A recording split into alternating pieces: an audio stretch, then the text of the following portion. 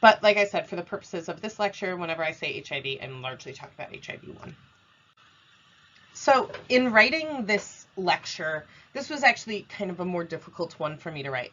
For one, I was an HIV researcher for a number of years. I still do HIV research. And I think there's a little bit of a problem of the devil being in the details. The other thing is, as I've mentioned before, I'm an immunologist and a microbiologist. And there is no more complete marriage between immunology and microbiology than the pathogenesis and immunity of HIV. It's a delicate, intricate dance that we have been studying now for decades, and we are no closer to mastering.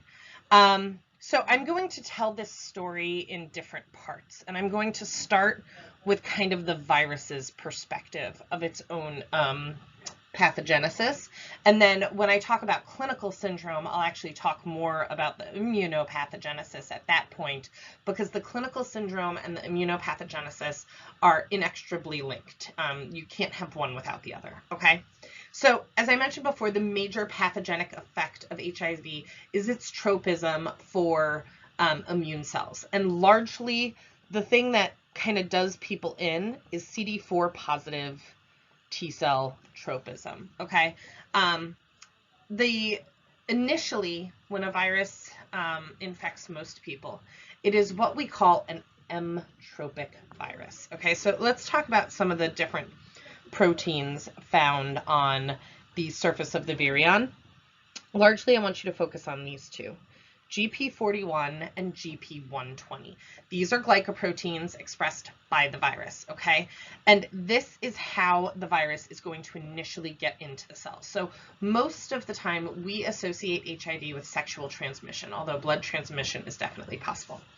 At mucosal sites, there are a lot of antigen-presenting cells to basically surveil that barrier, okay? So when HIV is transmitted at a mucosal site, like the vaginal or colorectal area, or in the blood, HIV infects and rapidly expands within the MALT, okay? The mucosal-associated lymphoid tissue. And this can include the GALT, which is the gastrointestinal associated lymphoid tissue. More on that later, okay? What initially happens is that most viruses on initial infection are what we call M-tropic, okay? They're looking for the receptors CCR5 and CD4. So their GP120 and their GP41 are going to bind. So GP120 actually binds to both CCR5 and CD4. CD4 is the receptor, CCR5 is the co-receptor. It's considered M-tropic because it's probably going into the macrophages initially, which are plentiful in the mucosal sites, all right? Now, as the virus replicates throughout the patient's body, it is under pressure. It is under pressure from the immune response because, you know, our T cells are trying to attack it, or antibodies. It can be under pressure from antiretroviral therapy if the patient gets on therapy quickly. It's under pressure. Also, remember earlier I mentioned that this virus has a reverse transcriptase that is pretty much responsible for replicating its genome. The reverse transcriptase, and I'll go into this more in a moment, is highly, highly error prone. And all of these errors induce mutations. And many of these mutations are actually accepted, particularly in GP120 and GP141, where a mutation in GP120 will actually change your M-tropic virus to a T-tropic virus, which is now capable of binding to CXCR4. And once it's able to bind to CXCR4, it's much better at being able to infect T cells. And that is what eventually leads to the progressive decline in CD4 positive T cells, which is eventually associated with AIDS. So we start with an M-tropic virus. Mutations lead us to a T-tropic virus. There are some patients who have viruses that are both T and M-tropic, and there are also patients who have multiple strains in their bodies, some that are M-tropic and some that are T-tropic. So what am I trying to get out of this? First off, M-tropic virus is CCR5, T-tropic virus is CXCR4. They're bound by GP120. Initial infection tends to be CCR5. Later infection tends to be CXCR4-tropic in nature. Okay, so some of this I went over on the previous slide, but I just want to make sure that we're all on the same page for kind of how the virus spreads. So when an individual is infected at the mucosal site, the dendritic cells, macrophages, and CCR5 positive, CD4 positive T cells, which sometimes exist at mucosal sites, are the first to be infected. And this is kind of your M-tropic virus stage. Now, as a result of that, we're going to spread, all right? So at this point in the mucosa, there is a high availability of HIV target cells in the lymphoid tissues to support high levels of viral replication in most untreated individuals.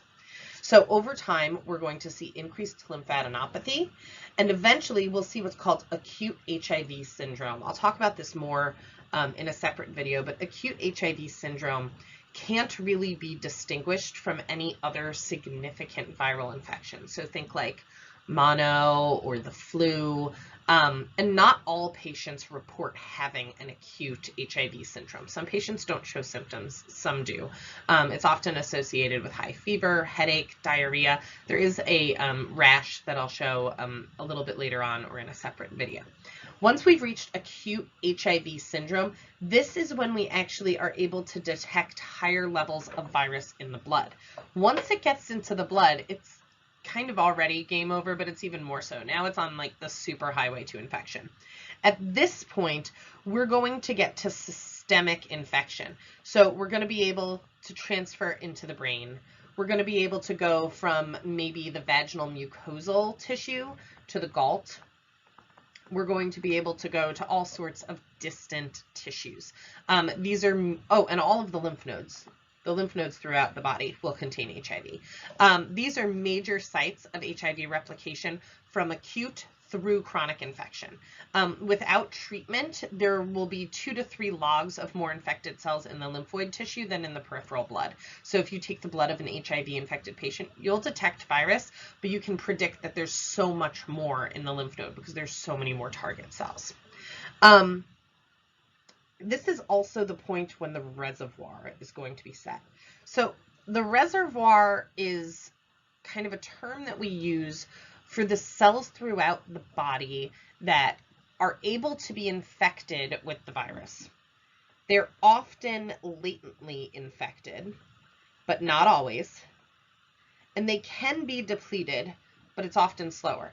The reservoir is kind of the amount of HIV that will always be present in the patient's body. So even though you put them on antiretroviral therapy and their viral load goes down to 0, if you took them off of antiretroviral therapy, if that pressure to stop replicating was removed, the reservoir would start replicating the virus again, and that's where it would come out of.